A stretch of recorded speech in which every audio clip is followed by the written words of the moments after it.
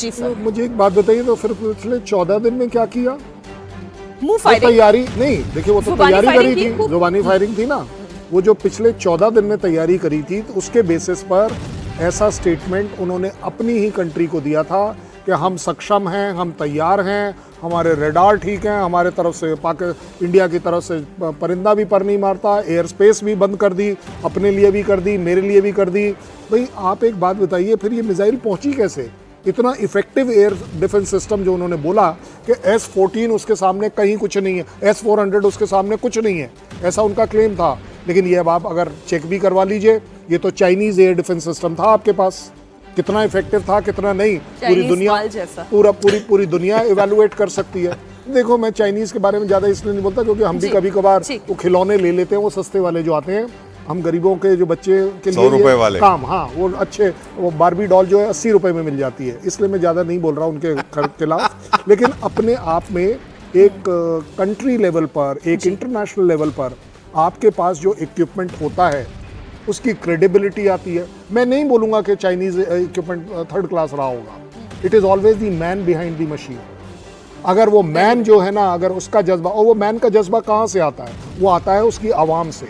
140 करोड़ लोगों की आवाज जब फौज सुनती है तो वो अपने आप अपने काम को बिल्कुल ठीक तरह से करती है। जब फौज को दिखता है कि मेरी गवर्नमेंट एक अनकंफर्टेबल स्ट्रॉन्ग डिसीजन ले रही है, तो वो अपने आप काम अच्छा होता है।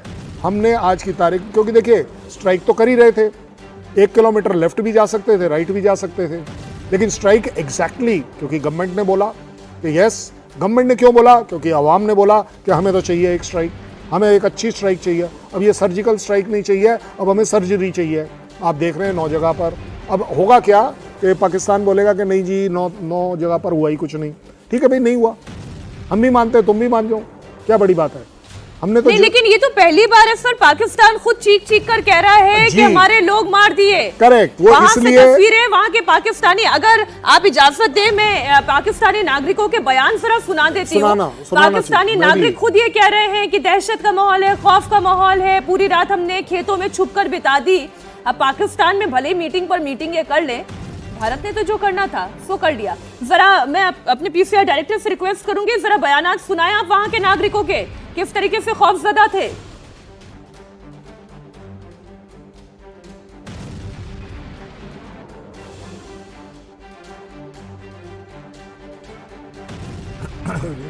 चले वो निकाल रहे हैं, जब तक वो बयान निकाल रहे हैं सर, एक रिएक्शन आपसे भी है। पाकिस्तान में एनएससी की बैठक, अब वो अपना भी नेक्स्ट कोर्स ऑफ एक्शन क्या होगा वो भी तय कर रहे होंगे। भारत क्या एक्सपेक्ट कर रहा है? नेवी से आता हूं, साइलेंट सर्विस से हूं, तो गंभीरता से बोल दूंगा। एक्सपेक्ट क्या करेगा? उन्होंने सीधा सीधा कहा है कि अगर भारत कुछ और अटैक नहीं करता, कुछ और नहीं करता, तो हम कोई जवाबी कार्रवाई नहीं करेंगे। तो ये बैकफुट पे आने का उनका अपना स्टेटमेंट ऑलरेडी क्लियर है, कुछ बताने की जरूरत ही नहीं है। ये अच्छा खासा, देखिए पहले तो मैं इसको कोई अटैक स्ट्राइक नहीं मानता, मैं तो इसको पनिशमेंट मानता हूं। और पनिशमेंट इसलिए बोल रहा हूं कि हमारे प्रधानमंत्री ने ऐसा कहा था कि आइडेंटिफाई, ट्रेस एंड पनिश। उन्होंने तो एलिमिनेट, किल ये सब कुछ कहा ही नहीं, बदला भी नहीं कहा, प्रतिशोध भी नहीं कहा। और हम नए सिरे से क्यों ना सोचें इसको, क्योंकि हमने सोचा है कि कई बार वो अटैक कर करके टेररिज्म कर करके हम परेशान हैं, कुछ हो ही नहीं रहा है। तो हम एक नया कदम उठाते हैं, अपने हिसाब से इसकी भाषा चुनते हैं और हम प्रतिशोध, बदला, आक्रमण सबको भूल के एक international law of armed conflict में जाते हुए हॉट परस्यूट करते हैं। और प्रधानमंत्री ने परसुएशन भी कहा था मधुबनी से कि हम परसुएट करेंगे। तो जब हम इस बात को जानते हैं कि हमें इस लीगल बैटल में आगे बढ़ना है, देश विदेश को साथ में लेके चलना है, तो हम ऐसी भाषा का प्रयोग कर रहे हैं जिसमें उनका कोई तोड़ ही नहीं है उसके ऊपर, क्योंकि वो कुछ कह ही नहीं सकते इसके बाद। तो मेरा तरीका एक अलग है इस पे बोलने का, कि मैं कहना चाहता हूं कि हमने एक पनिशमेंट दिया है उनको और अपनी जगह बनाई है, अपनी लिमिटेशंस में रह के, बिना एयर स्पेस का वायलेशन करते हुए, रूल्स रेगुलेशंस को फॉलो करते हुए एक जमीर की लड़ाई लड़ी है।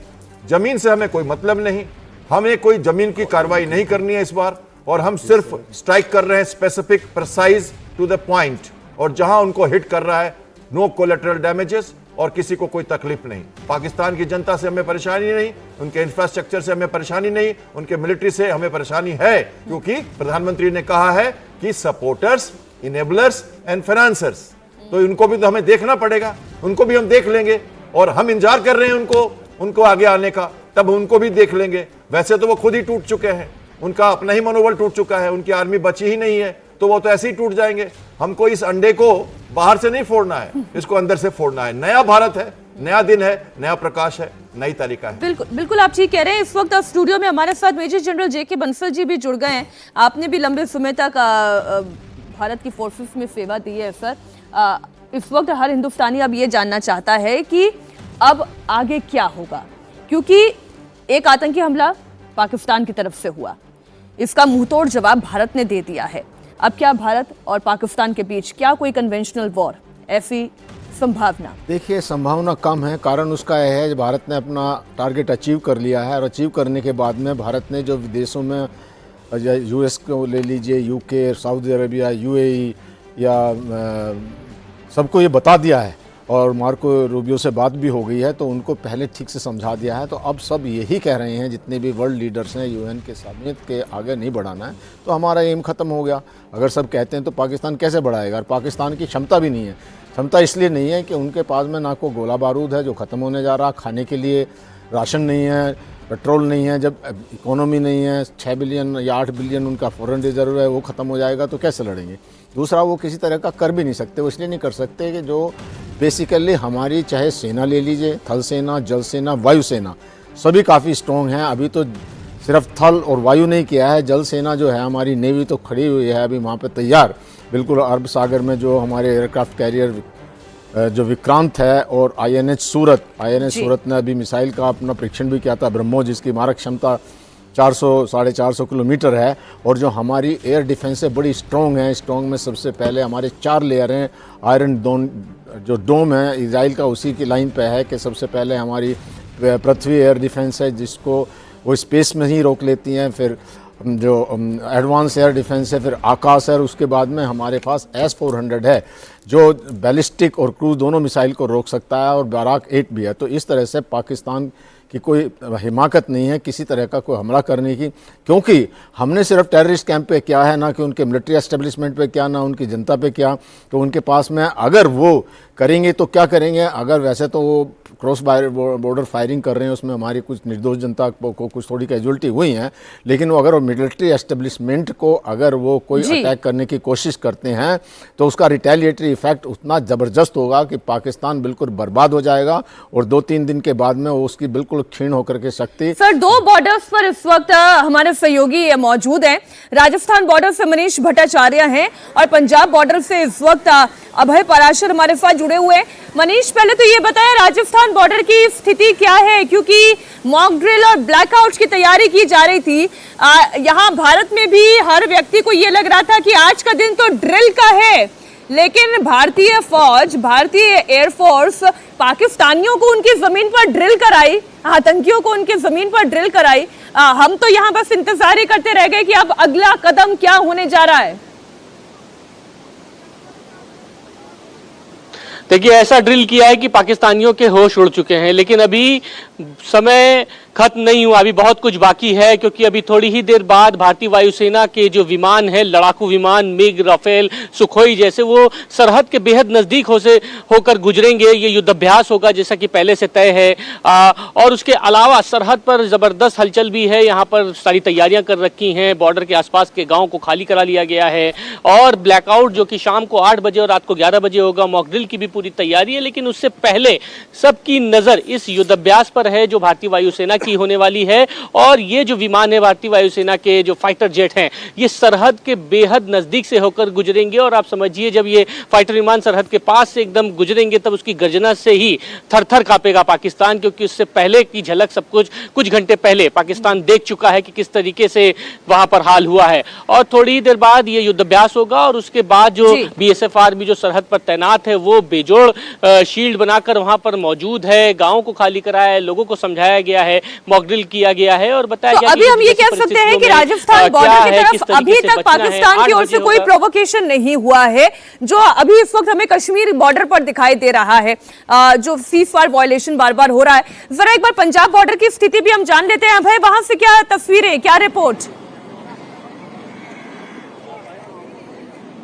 देखिए बिल्कुल मीनाक्षी, जिस तरीके से भारत ने स्ट्राइक की है और आतंकी ठिकानों पर स्ट्राइक की है, मसूद अजहर ने कभी सोचा नहीं होगा कि उसके घर में इस तरीके की स्ट्राइक की जाएगी और पहलगांव आतंकी हमले का बदला लिया जाएगा। इस वक्त पंजाब बॉर्डर, क्योंकि बिल्कुल संवेदनशील इलाका है, फेंसिंग से लगे हुए गांव हैं, तो ऐसे में अगर कोई अटैक करता है पाकिस्तान, कोई रिप्लाई करता है, तो इस तरीके की तैयारियां बिल्कुल ओपन एरिया है। आप देख रही हैं यहां पर अटारी के बिल्कुल पास में मौजूद है, अमृतसर का एक इलाका है और यहां पर एक बिल्कुल ओपन एरिया तय किया गया है जहां पर अब से थोड़ी देर बाद एक ड्रिल होने वाली है और ड्रिल होगी। आप देख सकते हैं इस तरीके के सायरन जो हैं वो यहां पर लाए गए हैं। 16 जगहों पर अमृतसर में इस तरीके के सायरन 3:55 पर बजाए जाएंगे और उसके बाद यह मैसेज दिया जाएगा कि डमी एयर अटैक हुआ है, उस वक्त कैसे बचना है। जैसे ही सायरन बजेंगे यहां पर पूरी तैयारी कर ली गई है। हमारी पैरामिलिट्री फोर्सेस, पंजाब पुलिस सब यहां पर मौजूद है, सिविल डिफेंस यहां पर मौजूद है। एक ब्रीफिंग यहां पर की जा रही है और सामने जो आप वो लकड़ी का सामान देख रहे हैं, यहां पर एक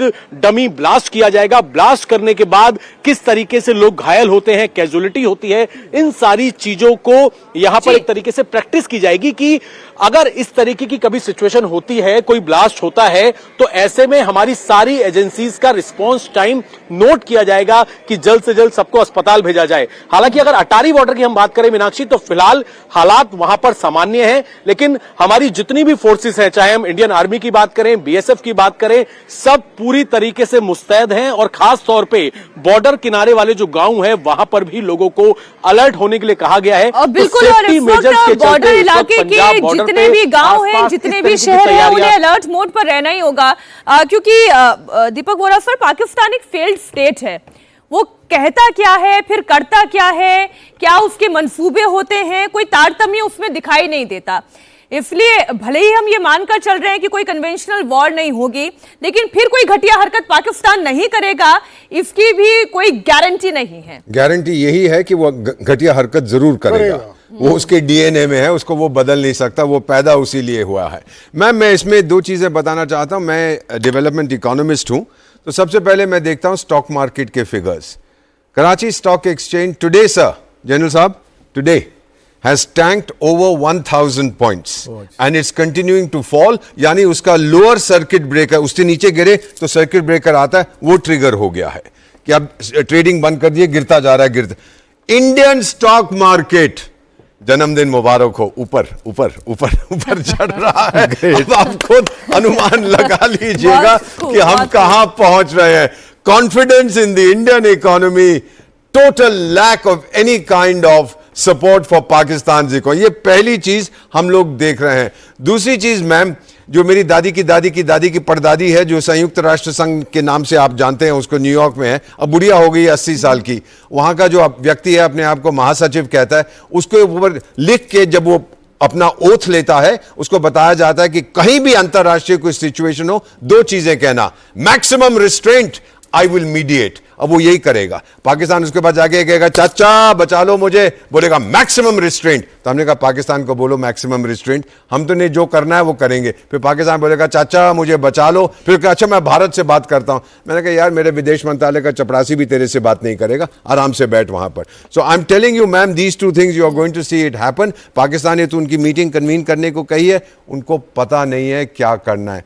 finally my friends in Pakistan, lots of your diplomats मेरे दोस्त हैं, सर हम चाणक्य की संतान हैं, किससे पंगा ले रहे हैं आप लोग? अपने आप को बड़ा शातिर समझते हैं। याद है 1999 में नवाज शरीफ गया था बिल्लू भाई क्लिंटन से कहने के लिए मुझे बचा लो, और बिल्लू भाई क्लिंटन बोला क्या प्रेस रिलीज है? आपके जो साथ में लोग थे ना, वो 50 प्रेस रिलीजेस लेके आ गए, बड़े शातिर बड़े होशियार बन रहे थे। मुझे ब्रूस रीडल जो उस समय मौजूद थे वहां, उन्होंने बताया था कि बिल्लू भाई क्लिंटन ने कहा इन सबको बाहर निकालो, सिर्फ नवाज शरीफ और मैं बात करेंगे। नवाज शरीफ बाहर निकला, मुंह चेहरा उसका लटका हुआ था। यही हालत इन लोगों की हो रही है, बहुत होशियार समझते हैं बेवकूफ। Ma'am sorry, I am sorry to say this as an ambassador of India, but ये सच्चाई है। अब आप ही ने कहा कि पाकिस्तान है ही ऐसा, वहां की डिप्लोमेसी है ही ऐसी, वहां की फौज काम कर रही है या फौज के पीछे आईएसआई काम कर रही है या आतंकी काम कर रहे हैं, इसके बीच में सेग्रीगेट करना बड़ा मुश्किल हो जाता है।